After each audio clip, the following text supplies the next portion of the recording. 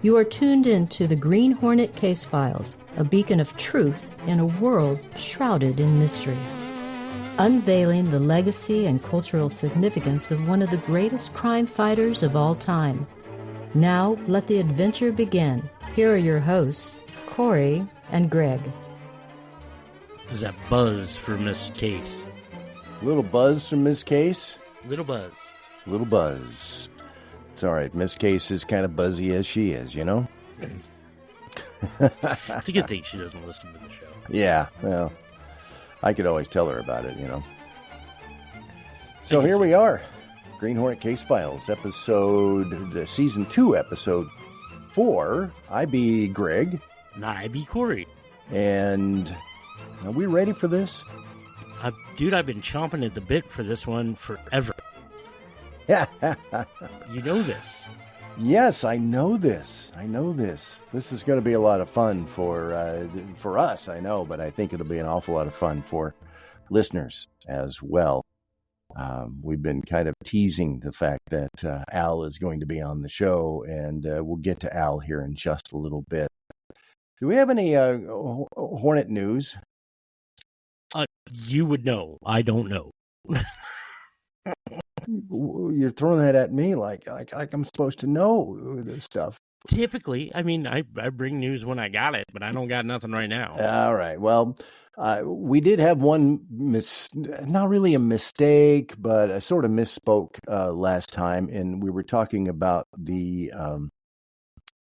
dynamite run of Green Hornet and Miss Fury, and I think I mentioned the fact that, you know, Dynamite was having troubles with distribution, and I think the way I said it made it sound like it was Dynamite's fault. Oh no, it's Diamond's fault. It's Diamond's fault. Yeah. Diamond is the distributor, right? Yeah, and the wheels are coming off the train with those guys, so I think they already came off. I think they've been sliding on their belly for... Yeah, it's not... they got a little big for their britches, and having worked in that industry, they became a just bear to work with, and it came back and bit them. Yeah, and I don't remember what the number was, but they owe Diamond, or Dynamite. Diamond owes Dynamite, like, was it thousands? Yeah, millions. It's a lot of money. It's a lot of money. And whoever else they were doing distribution for, I guess. Well, for a long time, they were the only game in town. Like, for the big guys, for Marvel, for DC, for everybody. Yeah. It was, if you wanted to have their comics in your store, you had to go through Diamond. Pretty crazy. And that does not seem to be the case anymore. So, as somebody who used to work in the industry, as you mentioned, what happens at this point? I mean, you said there are other people out there that could pick up the slack? Yeah, there are alternate distribution companies that are starting to get a bigger foothold. And like I said, I've been removed from it for a while, but from what I know, you know, the people I still know that do it, it's DC went one way, Marvel went another, and everybody else is kind of finding their own homes. But it's not the worst thing in the world. It really, I see it being better for comics, not having to go through one giant conglomerate. Mm-hmm. Well, it was kind of a shame because I know there was a hiccup towards the end of the last the Green Hornet Miss Fury run. I know that the distribution fell flat, and it was difficult to get copies of the issues 4 and 5, and I think 5 was the end of the run for that series. And that's always the worst part about it is the casualties always end up being the artists, the writers, and the fans. Yeah. And, you know, we've tried to get the 2 or 3 guys on the show from that, and we still can never get our schedules together. We've been trying. It's kind of like the French guys, the French film guys. We've tried to get them on the show too, schedule-wise. That's why we're hoping for season 2. Yeah, exactly. That's why we have all of this space. At any rate, so if you are have been following the Dynamite Comics Green Hornet Miss Fury run, keep checking back with your local comic book store, and they probably by this time would have copies in. I'll have to check with our local store here and see how things are going there. Hoping for a nice, pretty collected edition at the end. Yeah, and I'll probably do that by the conglomeration of all the episodes. But in the parlance of the comics industry, what do you call that issue? The trade paperback? The trade paperback that collects all of the issues together?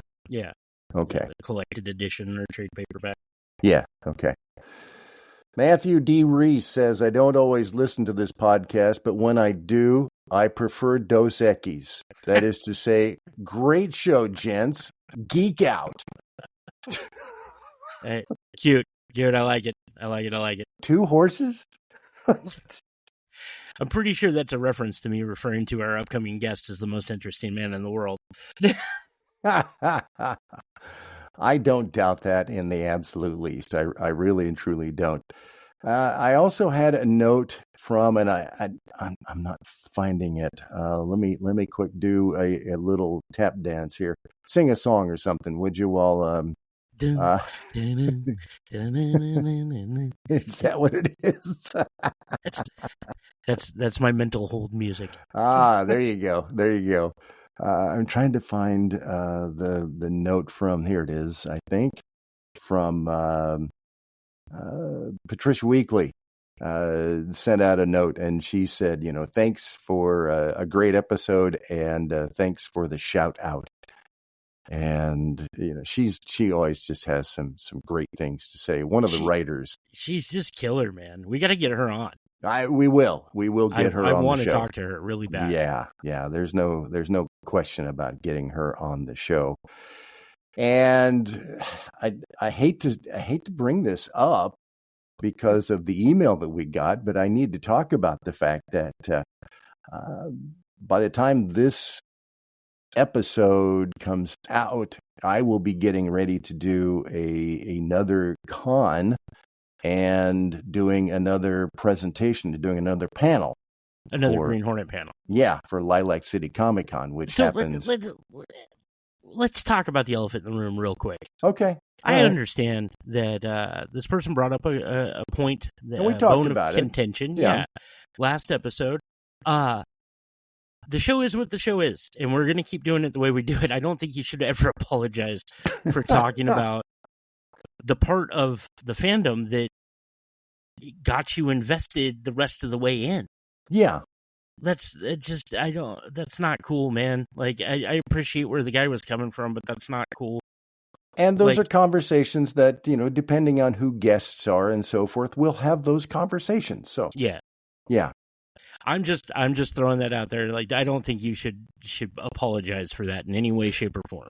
It still makes me feel a little funny as, I'm jumping in to do another show and to sit and chat just a little bit about, the things that I'm doing as part of the Green Hornet, the world of the Green Hornet, the conversations that I'm having with Mary Kay. Mary Kay, by the way, Mary Kay sent me an email, and Mary Kay said, we're talking about Mary Kay Johnston, who is the granddaughter of George Trendle, who is, the godfather of our Green Hornet guy here. And Mary Kay was just all beside herself she finally got around to listening to her episode. Oh, did she really? She did really. I mean, she's not a total Luddite when it comes to computers. I just don't think she spends a lot of time, doing the computer thing. So she sent me a really nice email, and it was basically, gosh, I talked a lot. Well, that's why we had you on, man. And that's why, that's what she says. We were looking for. I am surprised by all I said. Thanks so much. How do I sign up for Green Hornet case files? So we've got another listener at some point here. Very nice. Very nice. Then she also jumped in and she kept sending me the emails over the course of the last weekend. That was a big holiday weekend. I was out of town for like 5 days on the Oregon coast, enjoying some downtime.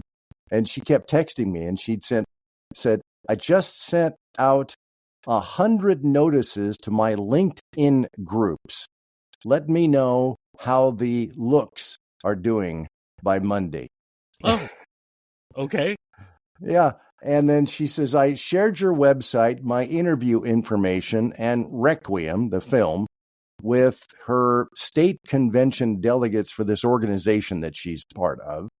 Oh, wow. By answering, what movie/book have you seen/read recently that you would like to recommend? So she's doing her part. She's out there she's on the PR payroll for us now. Yeah. You know, we're supposed to be on the payroll for the Green Hornet folks, but she's on our payroll. Not quite sure how that's going to work out. How's my taxes going to look on that one? We'll figure it out. We'll figure it out. There was one other piece of something I wanted to share, but at the moment it's not there. But I think we should maybe jump over. Let's get to the interview. Yeah, because he's been really patient, sitting back here in the background. So shall we do this? I think we should. Joining us right now here on the Green Hornet Case Files, I'm stoked. I am really excited about this. I was watching an episode of the Green Hornet on my birthday, and I watched my favorite episode, Praying Mantis. Corey, you and I talked about this. We did. And I'm watching this actor wind up getting his butt handed to him on screen. And I don't know why I thought, well, who is this actor? Who is this guy that's, getting beat up on screen? And so I find the guy's name is Huang. And I looked, and Al lives in Oregon. So I thought, let's have Al on the show. Welcome, Al Huang. Thank you. And I have to confess, it was not one of my proud parts. I envy the ones that sparring. My kung fu is my background, but this part, Jimmy Key is a wimp. He's maybe the key character, but he's a wimp. He gets beat up all the time. He got carried by Bruce Lee. He's a key character, but he plays his wimpy part. In fact, for many, many years, I was too embarrassed to admit I was in the show. I refused to admit that until, of course, later it's a privilege to be even in one show with Bruce Lee. In fact, we became good friends, and during the show, we spar on the set. I was a kung fu guy. Marco plays Lo Sing. He had no kung fu. They had to double him. If I got the part, I could do it myself. Okay, so I was very envious of Marco. We were old friends too. But I played this wimpy part, but it's okay. I refuse to admit I was in the show because I was kind of embarrassed playing that part. But it's good to be in the show with Bruce Lee. He's such an icon legend. I was happy that I had that experience with him. Obviously, we never had the opportunity of meeting Bruce. I did have the opportunity of meeting Van Williams, and we became fairly good friends. But obviously, Bruce was gone, in the 70s. So sad. Yeah. We kept in touch after, there must be, I believe it's 1966. It was the year before I went to Taiwan. I got a Ford grant, my wife and I, to pioneer modern dance in Taiwan, Ford Foundation grant. And just before that, the Chinese agent Bessie Liu at that time called and said, Al, I know you don't particularly want to do acting because all those days acting parts are really horrible. Either Chinese waiter or laundryman or something like Jimmy Key, even though he's a good guy in the show. But wasn't my idea of acting.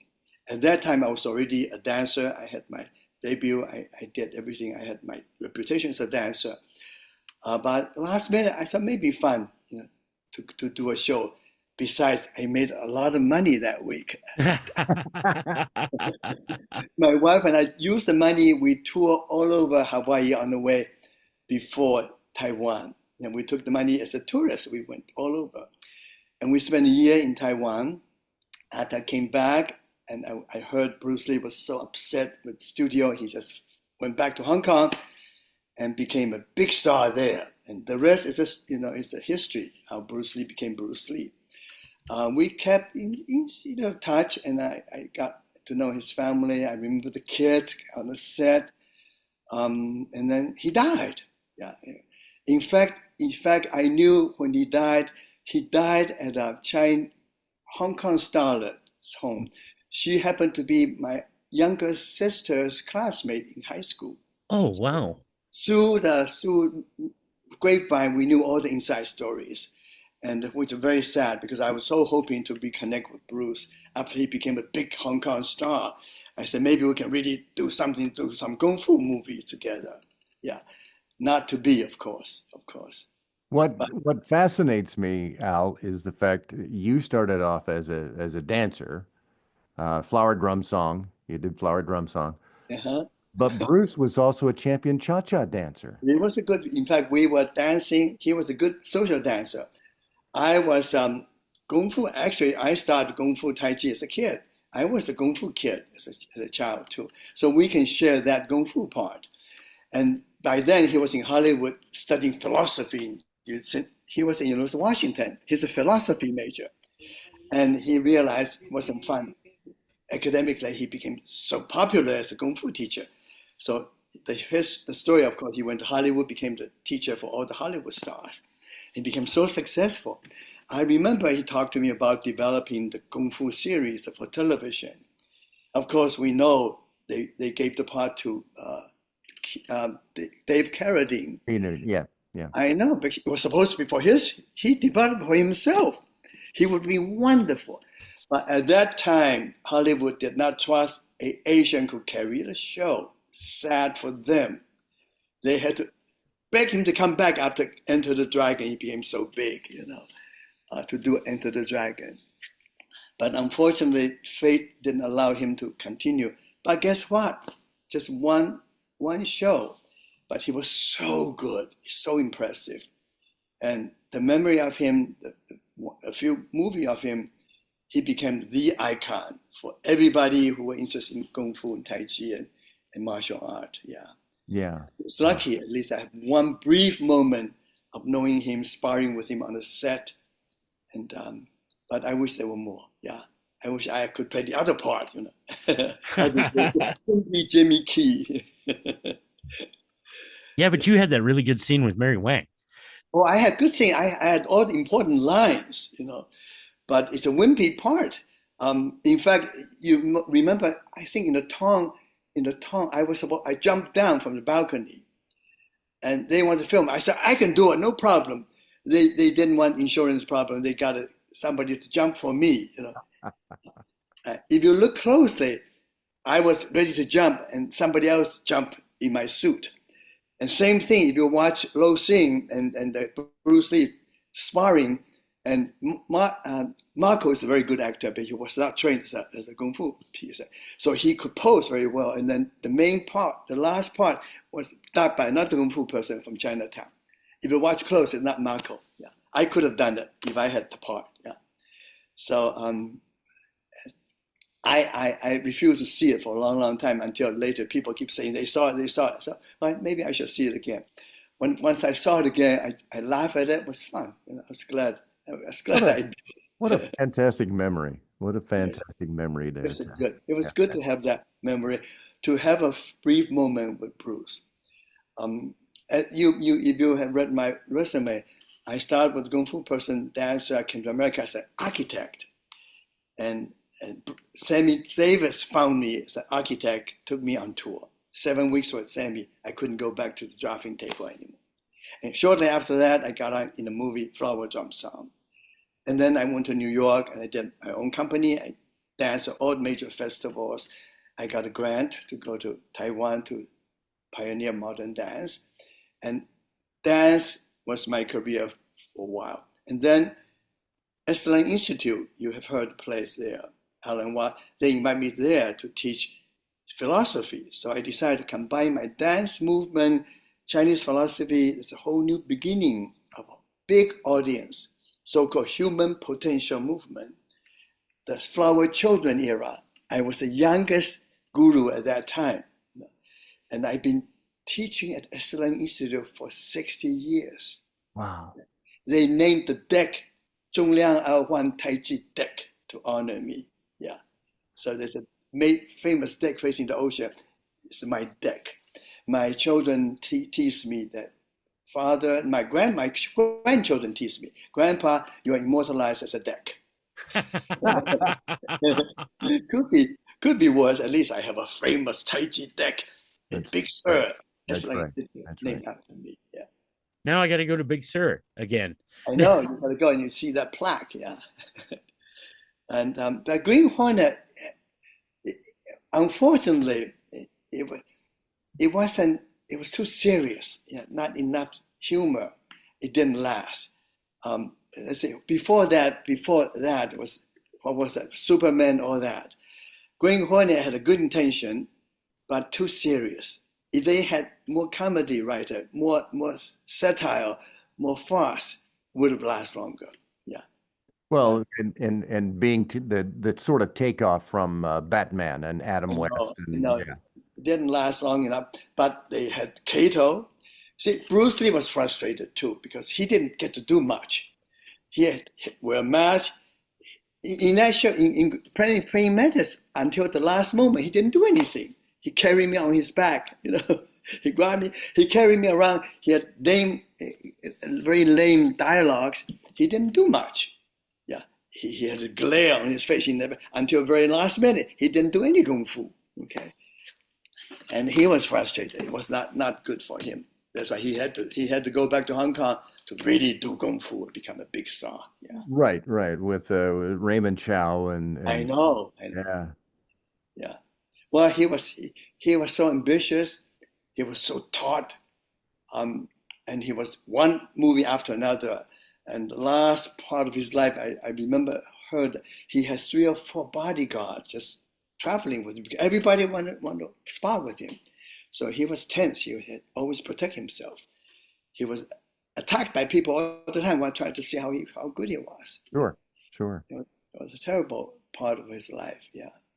He just totally burned out, basically. Yeah.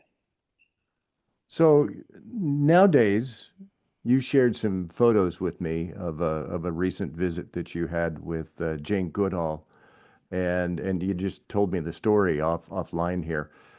How does Jane Goodall and Al Huang wind up together and being brother and sister here? Well, I repeat the story I told you before we start the interview. I was at that time very popular, giving lecture all over the world in all the major conferences. I was a presenter. My forte was combine Chinese philosophy, my movement, my kung fu. I would get everybody to do Tai Chi, do kung fu, get energy all hyped up, and talk about positive future of the world to have a better world. So Jane Goodall was doing the same thing. She was having a mission to tell the world we have to have hope for the future. We have to count on the future generations to bring good energy to balance all the not so good things happening to ruin the planet. So we were in a different method, but doing the same thing, trying to bring positive energy to the world through conferences, media, and with some reputation, be popular. At that conference, 1997, I was concertizing with a very popular Grammy Award Swiss harpist and Andreas Vollenweider. We had some concert together already. We performed at Berlin after the wall came down. Similar idea. I dance with him and we play music. We give good messages. And we were invited to give the concert in Bremen. And we agreed to do it because they have a beautiful concert hall, about 1,000 seats, perfect for us to have a really quality concert, music and dance and Tai Chi. But when we got there, they told us they have to move us because they oversold us 4 times as much. They moved us to this beer hall, black with peanut shells. They pumped beer in that room. It was awful. We went in there, stinks with beer, and the peanut shell was black and ugly. We said, no way, we cannot perform. We could not perform. So we want to cancel them. We went, left for a puff. At the hotel, after a few beers, we said, well, listen, we are performers. 4,000 people coming, they're going to hate us from all over. They didn't know why we quit, but they came for nothing. Let's bite our tongue and do it. So we did. I said, it's easy for you to say you have amplifiers. I have one person. I stood on stage. They can only see me from my knee up, little guy. But I used my Tai Chi energy. I used my Chi. I just did my best. And we brought the house down. They quieted down. And afterwards, I saw Jane Goodall. I knew who she was. We never met. She tracked me down. She said, thank you, thank you, thank you. Please have breakfast together. And then she reminded me again. She slipped a little note under my hotel room, says, have breakfast. We became close friends ever since. So that's 1997, 28 years ago. Yeah, or maybe longer. And we adopted each other. He's my English elder sister. I'm her Chinese Tarzan. She told me her story about going to Africa. At that time, a young woman couldn't go by herself. Her wonderful mother said, I'll chaperone you. That's how she started. And she used to make joke about, well, I'm the real Jane. The Jane in Tarzan's story, she's a wimp. I can do. And she said, you are my Chinese Tarzan. So I said, okay, whenever you need Qi, I would do my Tarzan love call to you. And in fact, one of my family joke was I lived on the coast, looking out there as a big rock on my beach. I used to climb up there, do my Tai Chi. One time Jane called here, my wife answered the phone. My wife said, I'm sorry, Jane, Chungliang Al cannot come to the phone. He's on his Tai Chi rock conducting nature. I was doing Tai Chi and then the wave come in, out. I was doing my Tai Chi move. And then it's become a joke. So sometimes she calls, are you conducting nature? Can I talk to you? I said, no, I can't. So I've been giving her Tarzan love calls. Yeah. Whenever she needs it. Yeah. And it's been sort of between two siblings. We love each other. We help each other to preserve our energy, to continue to do our good work in the world. Yeah. Nice. So Al, you were, if I'm reading that right, you're a fellow at the World Academy of Arts and Sciences. Right. I was nominated by Yehudi Menuhin and Joseph Needham, who's the head of the Needham Institute in Cambridge. Yehudi Menuhin, the violinist, and I taught a school many, many years. In fact, that was another wonderful connection. Aldous Huxley's widow, who's a violinist, became a very close friend in LA. When Yehudi Menuhin came to Los Angeles, played at the Hollywood Bowl, and Laura Huxley took me to meet Yehudi. Yehudi asked me to do Tai Chi. He said, oh, my school needs you. Please come and help me with my children. He has a wonderful school because he didn't have a childhood. So he invited all these child prodigies from all over the world to Surrey in England. So all the teachers, like uncles and aunties, he wanted the children to have a childhood. He said, you should come teach them Tai Chi and help them to dance. I said, well, if I come, what can you do for me? He said, I can play Bach, you can dance Bach, I can get you over your jet lag immediately. So that's our pact. Every time I go to London, I will go to his house in Highgate. He will play Bach for me, and I will get over my jet lag. I will go to teaching school for a week or so. There was and when they were inviting more fellows, Yehudi nominated me, and my other uncle, also a very famous man, Joseph Needham, who went to China as a chemist, turned out to be the China sinologist. My own uncle was his host, so he became my uncle in England. And Yehudi was the person who invited me to teach his student. Both of them nominated me, so I have been the fellow for that. It's an honor. And They have wonderful seminars and wonderful newsletters. They have lots of conferences all over the world. So I'm honored to be a member of the fellow. Yeah. Very nice. Very nice. It's a fortunate just talking to you. My dance background, my architecture, my Kung Fu background, my excellent, I'm sort of all mixed up, but I use all of them. I synthesize all of them to use my multicultural background, East and West together, including my Green Hornet playing a wimpy Jimmy Key. Now it's fun. Now I can talk about it. For years and years, I was too embarrassed to even mention I was in it because I was not very happy with my part. Sure. I didn't get to go Kung Fu. Before we run out of time this afternoon, I wanted to ask you about Living Tao and what you're doing right now. I've been all over the website. You've inspired me. I'm going to start taking my first Tai Chi class. I've studied off and on over the years, but never really gotten very far. But I'm going tomorrow morning to take my first class because of you. Good. I'm glad. Well, as I mentioned, I started out as a Kung Fu kid. I knew all the Chinese philosophy. I grew up reading all the classics, all the poetry. I came to America trying to be American. I compromised between engineering and art. I became an architect. You have to do something useful to take home to your country. And then Sammy Davis Jr. got me to go on tour with him. After dancing with Sammy Davis Jr. for 7 weeks, I couldn't go back to the drafting.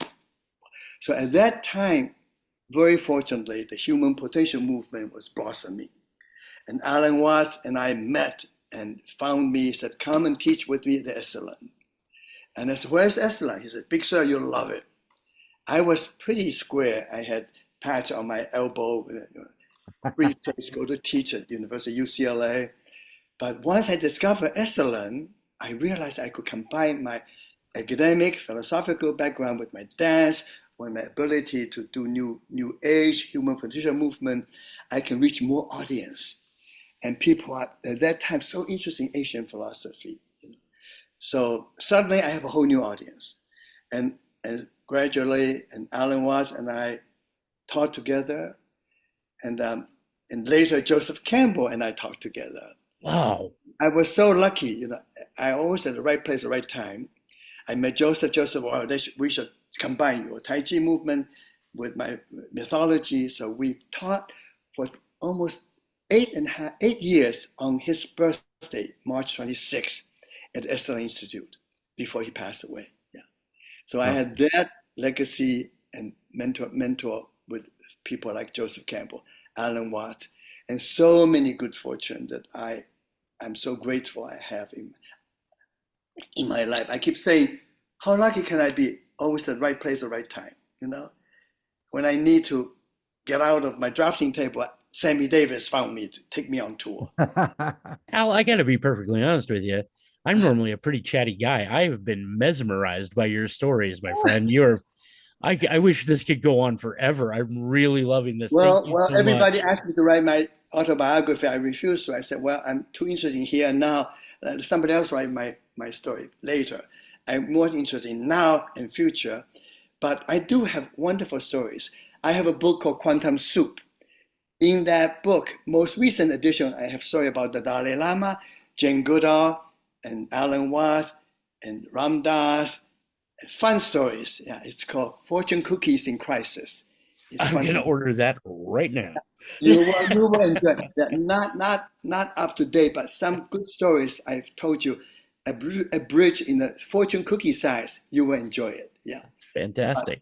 Do an autobiography takes too much energy. Somebody has to do it after I'm gone. Somebody has to do it. And if I said, wow, would that mean anything? Well, that's part of my, I want everybody to say, wow, look at nature, look at life, look at how alive we can be. And do not allow bad news, bad situation that get you down. Think about all the good things, okay? The one thing we do is let the sky come in, let the earth come in, let the ocean come in, let smiling faces come in. Let's live, let's be positive, let's hope for the future. The young people will write things out for us. Yeah. the last generation, our generation, we are guilty not doing enough. The next generation, Jane Goodall has a group called Roots and Shoots all over the world. They are all over the world. They are young people taking her message into their hand to change their future. So that's why I have to do Tarzan Love Call for Jane to help her to stay on, go on forever. Yeah. So let's carry the positive energy. And Bruce Lee, Kung Fu, Kung Fu. I have a Bruce Lee doll, punching all the time. I have a Jane Goodall doll too. So for me, I have this wonderful combination of Kung Fu and Jane Goodall. So I'm very blessed. I cannot happy to share the story with you. Yeah. I can't stop smiling. Honestly, I am having such a good time. Thank you so much. Well, in the beginning, I said, I don't want to do another interview. But to talk about Bruce Lee, Green Hornet, Praying Mantis, it's a pleasure talking to both of you. Thank you so much. Website, would you like to give out your website so people can check out? People interested in my work at www.livingdao, one word, TAL.org. Living Dao, Living, living. I call it's Dao for the living. Living your Dao, not intellectual, spiritual, philosophical Dao. How do you live your Dao? That's your life. Yeah. In fact, a documentary is being made on me called Moving Joy by a wonderful family, the Sanders family, Brittany Sanders. Her mother won the Academy Award for the film on Maya Lin, on the Vietnam Memorial. The family is doing a documentary on me. So hopefully next year will come out. It's called Moving Joy. If you're looking at my website, you get all the stories, including all the details which we haven't had a chance to talk about. We will talk about. And thank you for wanting to talk to me. Yeah. Come back on the show when the documentary comes out. Okay. All right. That would be amazing. Let's stay in touch. Okay. All right. You make my evening. Thank you so much. Al Huang, thank you so much for everything. Most welcome. It's been delightful talking to both of you. Oh my goodness. Oh my goodness. I mean, seriously, how cool is Al, dude? Yeah, Jimmy Key. We just talked to Jimmy Key. Man, oh, he was so cool. And I just love the fact that, you know, he loves the fact that he was a part of the show. And at the same time, when you listen to him and he's like, you know, Jimmy Key was a wuss. He was so proud to be a part of the show, but he hated the character. He hated the character. Wouldn't talk to people about it. Oh my God. Oh. But we got him. We got him. Al, I know I said it 1,000 times, but thank you so much for your time. Oh my goodness. Dude just is inspiring to me. I love him to death. I gotta say, we've had some high points here on the show, and you know, as we talked earlier before the interview with Al, talking to Mary Kay is always a big thing, and talking to Kelly Hu, and talking to all the people that we've had on the show. But what an incredible person! Just beyond the fact that he did our show. Yeah. Yeah.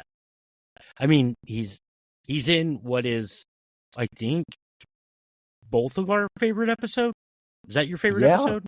Yeah, it's mine too. That is my favorite episode. Mine too. And Praying Mantis. It's so cool, man. He's so cool. And just every other thing, he's just a rad guy. So cool. Books, all sorts of books that he's done. Embrace Tiger, Return to Mountain is a wonderful book, and just so many things. So if you get the opportunity, go out online, and we're gonna put the link to his website, right? Yeah, we definitely will. Just so incredible to get that opportunity, and we keep saying that. We just keep saying that, and it just yeah. Well, he was just a very inspirational dude, and it's like I said, I could listen to him talk about putting positivity out into the world, and we need that so much in this day and age. And this dude out there just doing the thing, and he happens to be part of the Green Hornet legacy, which is killer. It really is, and hopefully we'll get the opportunity of connecting with Al again at some point in time. I just can't thank Al enough for spending time with us. I really want to go to one of his retreats, man. Yeah, I think that would be down on the super cool. Oregon coast. I was just on the Oregon coast, but I was up in northern Oregon, and I think his retreat is in southern Oregon, Living Tao Foundation in Oregon. So yeah, check it out. Do it. Yeah. Do yourself a favor, like.